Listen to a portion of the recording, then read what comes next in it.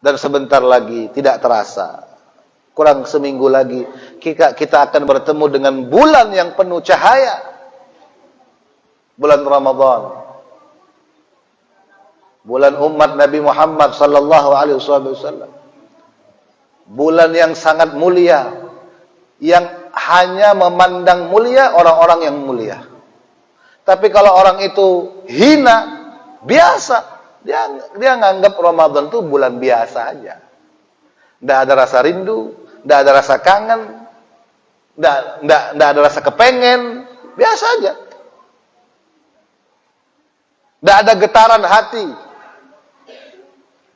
Tapi kalau untuk orang beriman, yang cinta Allah, cinta Nabi, cinta agama, 6 bulan sebelum Ramadan mereka sudah persiapkan hati mereka untuk menyambut bulan suci ini.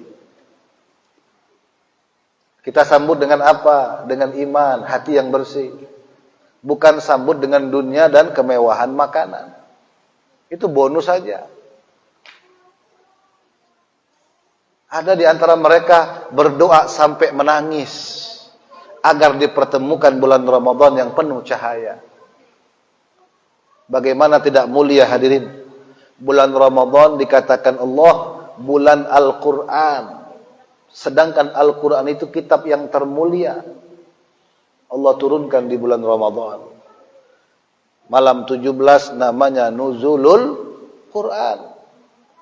Kalau 17 Agustus kita rela keluarkan duit demi manjat pinang, tidak jelas, licin-licin, jatuh, patah kaki, patah tangan. Ada yang lomba karung, ibu-ibunya main bola, tidak jelas memang. Adalah ibu-ibu sini main bola. Kadada, bagus. Yang lebih heran itu bapak-bapak main bola berdaster. Bungul banar ini orang. Haram hukum, haram. Itu menyerupai perempuan. Haram. Sekalipun buat canda-candaan, buat rame-ramean tuh boleh, bercanda tuh boleh, tapi jangan melanggar syariat. Paham? Ini nggak boleh berdaster. Itu kalau 17 Agustus, oh, ada sumbangan keliling ya. Tapi kalau 17 Ramadan sepi, sunyi. Malam pertama rame, full tarawih sampai tengah jalan sana, tutup jalan. Malam kedua, Masya Allah. Malam ketiga mulai, hilang 1. Seminggu hilang 2 sop. 10 hari separuh hilang. 15 hari tinggal imam sama makmum dan sop pertama. Malam 17 Agustus tadarusan 2 orang aja. Apalagi Hamin 3. Betul? 3 hari mau lebaran, itu tarawih tidak ada harga dirinya lagi sudah. Ke Balikpapan, ke Samarinda, belanja. Ya kalau ada diskon beb, diskon 70%. Dibunguli orang mau aja. Itu bukan diskon.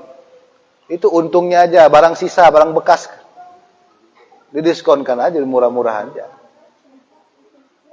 Diskon 70% dikejar, tapi diskon 1000% nggak dikejar. Ini diskon 1000% di masjid ini. Dapat berkah, dapat rahmat, dapat ampunan Allah, dapat karunia dari Allah, dikabulkan hajat, ketenangan hati, berkah dunia akhirat, keluarga, anak cucu, doa dikabulkan, banyak diampunkan dosa. Ini diskon dari Allah, nggak diambil. Diskon dari manusia kita ambil. Ini kita nih mengajak tukar pikiran. Berarti yang kita kerjakan selama ini salah. Tarawih itu salah satu syiar. Jangan tinggalkan tarawih. Meskipun tidak bisa ke masjid, sholat di rumah. Berapa beb? Terserah. Mau 2 kah? Mau 4 kah? Mau 11 kah? Mau 23 kah? Mau 100 kah? Boleh. Ini yang dibahas dari tahun 1000 sampai 2022 nih, 1123, 1123. Basi sudah. Ramadan itu diperintahkan Allah untuk perbanyak ibadah. Orang berakal tuh mikirnya begini, kalau bulan Ramadan diperintahkan untuk banyak ibadah, kenapa aku ngambil yang sedikit? Nah, itu orang pintar. Ambil yang banyak. Kadang masjid itu debat. Terbagi dua kubu, dua kelompok. Kelompok 23, kelompok 11. Beribut. Itu enggak zaman, itu orang bodoh. Bagaimana supaya dapat dua-duanya? Supaya dapat dua-duanya 23. Yang 8 mundur pulang sudah. Yang 20 terus. Betul. Itu yang bagus. Jangan dimenangkan yang sedikit sehingga yang 20 tidak bisa sholat. Bukankah Ramadan itu diperintahkan banyak-banyak ibadah? Dan ibadah yang paling Allah cintai sholat. Ibadah yang paling Allah cintai itu sholat. Karena orang yang sholat, dalam keadaan sholat itulah orang itu dalam keadaan terdekat dengan Allah Subhanahu wa taala, khususnya dalam sujud. Maka jangan pernah kita remehkan tarawih. Tidak sempat ketiduran, kecapean jam 10. Tarawih itu bebas, Pak. Masuknya habis Isya, keluarnya sebelum subuh. Meskipun kita tarawih tengah malam boleh, lagi perjalanan tidak sempat boleh tarawih jam 1 jam 2, atau lagi tidak enak badan nih, tidur dulu sebentar boleh. Tapi kalau sehat walafiat, untuk mensyiarkan agama Allah ya ke masjid, ya sholat berjamaah, hidupkan tarawih, karena salah satu syiar puasa itu tarawih. Dan hidupkan juga malam lebaran. Malam lebaran itu salah satu malam mustajabud doa. Malam yang paling indah, yang paling barokah. Ada 5 malam. Di antaranya malam Idul Fitri, Idul Adha. Tapi kita malam itu begadangan, main percon, bakar-bakar ikan. Tidak jelas. Boleh nggak, Beb? Ya boleh-boleh aja. Tapi ambillah waktu 1 jam untuk bermunajat di malam itu. Jangan bablas sama sekali. Boleh senang-senang. Kadang yang senang-senang malam lebaran itu, Pak, Bu, yang kada puasa. Sudah ndak puasa, belanja duluan, ngecat rumah duluan.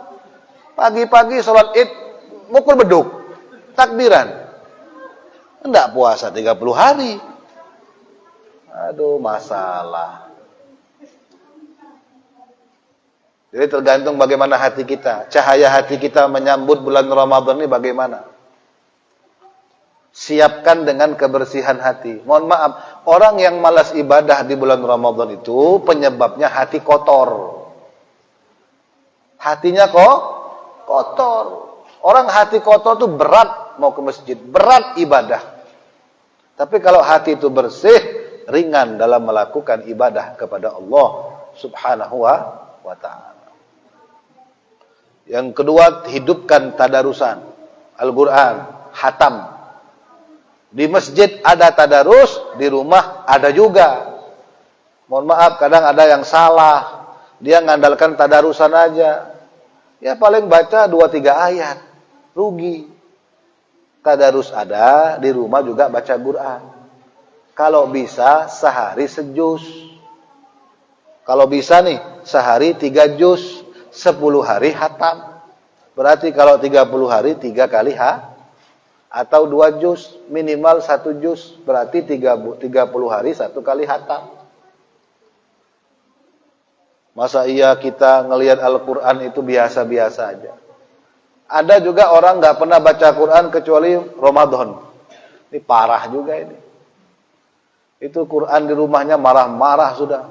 Lewat ya warawiri masuk rumah nggak pernah dibuka sampai lapukan debuan. Ada yang nggak sadar di rumahnya ada Quran. Ada. Saking nggak pernah baca kalah dengan baca koran. Padahal baca Quran itu luar biasa. Quran itu akan memberikan syafaat orang yang membacanya. Memberikan keberkahan, mengabulkan hajat, menyembuhkan segala penyakit. Zikir yang paling afdal ya baca Quran. Kalamullah. Wahyu dari Allah. Kita main HP berjam-jam kuat. 1 jam, 2 jam, kuat kita ngeliat HP itu. Apalagi yang kuotanya banyak. Ada satu yang merenung, nggak bisa buka HP, nggak ada kuota sekalinya. Kuat kita hadirin. Tapi kalau sudah buka Al-Quran, itu setannya banyak betul. Baru baca 1 ayat, udah besok aja 1 ayat udah berkah. Ya kan? Udah selembar aja, setengah lembar kah? Banyak godaan orang yang mau dekat kepada Allah Subhanahu wa ta'ala. Hidupkan Al-Quran, hidupkan tarawih. Bersihkan hati supaya semua itu kita bisa melakukan dengan mudah karena Allah. Ramadan ada satu malam yang mustajabud doa, namanya malam Lailatul Qadar. Tapi saya ingatkan, jangan sampai ibadah Ramadan tujuannya Lailatul Qadar. Salah. Ada orang mati-matian ibadah tujuannya mau mendapat Lailatul Qadar. Salah. Ibadah, semua ibadah itu niatnya lillahi. Ramadan karena Allah, bukan karena Lailatul Qadar. Lailatul Qadar itu bonus saja. Allah akan berikan orang malam yang mulia itu, Allah lihat dulu orang ini bagaimana ibadahnya, lillahi ta'ala atau enggak. Bagus atau enggak niatnya. Makanya Lailatul Qadar itu disembunyikan malamnya, dirahasiakan, mubham. Enggak dikasih tahu. Ya kalau dikasih tahu malam 27 Ramadan, ya malam 27 rame kampung ini. Kenapa dirahasiakan? Disitulah diuji keimanan kita. Bisa terjadi di malam genap, bisa terjadi malam ganjil. Bisa malam pertama, 10 awal, 10 kedua, dan 10 terakhir. Hanya saja memang yang banyak itu terjadi di malam 10 terakhir.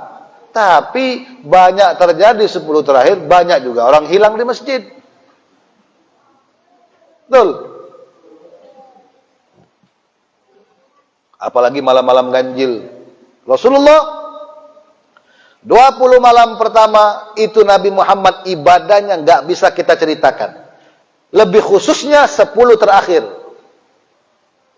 Hampir nggak keluar Rasulullah itu. Bayangkan 10 terakhir itu betul-betul dimanfaatkan Nabi Muhammad untuk ibadah. Coba kita pikirkan sebentar Pak Bu. Nabi Muhammad manusia paling mulia, nggak ada dosa, pasti masuk surga. Tapi ibadahnya ngalah-ngalahkan kita. Oh kita ini bukan nabi, bukan wali, tapi wali murid. Dosa kita banyak, pahala kita ndak ada, ndak jelas husnul khotimah atau ndak, surga atau ndak, cekakak-cekikik. Banyak mainnya kita di bulan Ramadan. Berarti kan kita tidak mengenang bagaimana riwayat hidup Rasulullah. Makanya saya katakan tadi, pentingnya kita mengambil cahaya Nabi, baca sejarah Nabi, bagaimana beliau menghidupkan malam-malam di bulan Ramadan. Sampai-sampai kaki Nabi Muhammad itu bengkak karena banyaknya sholat. Ada orang sini bengkak karena sholat? Ada? Paling tergugur dari ranjang, kepleset di kamar mandi, main bola. Tidak ada riwayat kita ini sakit karena sholat. Sayyidina Umar bin Khattab itu tahajudnya cuma 2 rakaat. Dikit betul Beb. Woi, jangan lihat dikitnya. Bahkan Sayyidina Umar itu baca sholat tahajudnya 1 ayat aja. Tapi sampai subuh. Menjelang subuh itu 1 ayat diulang-ulang. Sampai beliau nggak kuat, menangis, pingsan. Sampai beliau sakit memikirkan makna ayat Al-Quran itu. Iya 1 ayat, tapi diulang sampai subuh. Bagaimana mereka? Makanya kata Sayyidina Umar, ni'matul bid'ah hadhih. Sebaik-baik bid'ah tarawih ini. Dijadikan 23 rakaat. Bacaannya yang panjang dihilangkan, diganti yang pendek-pendek. Karena Sayyidina Umar tahu kita ini malas. Kalau mau ikut zaman Nabi, tarawihnya rakaat pertama Al-Baqarah, rakaat kedua Al-Imran, Assalamualaikum kosong, bulikan. Kulhu aja bulik. Makanya jumlah rakaat ditambah, Qur'annya dikurangi. Karena mereka tahu kita ini pemalas. Ya sudah dikurangi, ya jangan mau dikurangi lagi. Ini kita mau ngurangi sendiri. Jangan sampai Ramadan ini sama dengan Ramadan tahun kemarin. Jangan. Harus ada lebih hebatnya dalam beribadah kepada Allah Subhanahu wa ta'ala. Begitulah orang yang beriman itu tidak mau masuk lubang 2 kali. Belajar dari kesalahan, dari kekurangan yang pernah dia lakukan. Agar Ramadan kita itu menjadi barokah. Jadi ibadah aja sudah. 30 malam, insyaallah Allah berikan kabul hajat Lailatul Qadar. Lillahi ta'ala ibadah. Di bulan Ramadan juga bulan yang penuh ampunan, penuh pahala. Contohnya apa? It'amut ta'am, bersedekah. Ini bulan sedekah ini, Ramadan. Apalagi Bapak Ibu yang punya sifat senang membukakan orang berbuka puasa. Oh, itu luar biasa pahalanya. Tidak bisa saya ceramah sampai puluhan jam menjelaskan keberkahannya. Tidak cukup, saking berkahnya orang membukakan berbuka puasa. Kata Rasulullah, ittaqun nar walau bisyiggi tamrah. Selamatkan daripada neraka walaupun hanya sebutir kurma. Tidak ada paksaan. Seikhlasnya. Ada duit 30.000, aqua 1 dus. Betul. Ada duit 100.000, beli kurma. Taruh di masjid. Bukankah sedekah dengan orang lapar itu barokah? Ketika Nabi Ibrahim selesai membangun Ka'bah, Nabi Ibrahim berdoa kepada Allah untuk diterima pembangunan Ka'bah. Apa kata Allah? Wahai Ibrahim, lugmah tada' fi famil ja'i. Satu suap makanan yang kau masukkan ke dalam perut orang lapar lebih baik daripada 70 bangunan Ka'bah yang kau bangun ini. 70, asalkan tepat sasaran. Kalau di luar Ramadan kita mau cari orang lapar itu kan bingung tuh. Kalau bulan Ramadan tidak bingung lagi, udah pasti lapar semua yang ke masjid nih. Betul nggak? Maka dari itu ma'asyur hadirin, membukakan orang berbuka puasa itu barokah. Udah pasti lapar semua. Apalagi makanan yang kita kasih itu masuk yang pertama kali. Nabi itu ajwad, dermawan di bulan Ramadan. Tapi kalau sudah 10 terakhir lebih dermawan lagi. Jadi semakin dekat lebaran semakin meningkat ibadah itu. Kalau kita kan kebalikannya. Dekat lebaran semakin jauh. Kata Rasulullah, yuhsyarun nas yaumal qiyamah ara makanu. Orang nanti di akhirat di padang mahsyar itu telanjang semua. Ajwa' makanu, lapar. A'tash makanu, haus. Ansab makanu, susah. Faman kasalillah kasahullah. Ada orang yang enggak telanjang. Siapa mereka? Yang suka sedekah pakaian. Oh, ini mau Ramadan, mau lebaran, anak-anak yatim piatu yang enggak mampu, para janda, belikan baju. Semampunya. Itu orang enggak akan telanjang di padang mahsyar. Ada rezeki sedikit, oh bulan mau buka puasa ini jam 5 ke masjid ngantar kurma, ngantar air. Itu orang tidak akan kelaparan, tidak akan kehausan. Yang suka menyenangkan umat Nabi ketika masa hidupnya, nggak akan susah di padang mahsyar. Makanya amalan wali, Bapak Ibu baca semua sejarah wali, baca semuanya. Amalan terbesar mereka jadi wali, nyenengin orang. Nyenengin umat Nabi Muhammad. Baca, semua sejarah wali. Nyenengin lewat akhlak, nyenengin lewat dakwah, nyenengin lewat ngasih makan, ngasih minum, ngasih pakaian, sedekah royal. Jud, kedermawanan.